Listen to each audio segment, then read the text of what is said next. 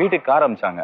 என்னது வேலைக்கு car அனுப்புறாங்களே, car அனுப்பிச்சாங்க. இல்ல ஆர்ஜேக்கெல்லாம் நான் தான் போனோம். அதுவும் லேட்டா போன வேற திட்டு விழும். இது வீட்டுக்கு கார் அமிச்சாங்க. கார் அமிச்சதுக்கு அப்புறம் அங்க ஏதோ ஒண்ணு பண்ணேன்னா, பாலாஜி சாருக்கு ஜூஸ் கொடுங்க நாங்க.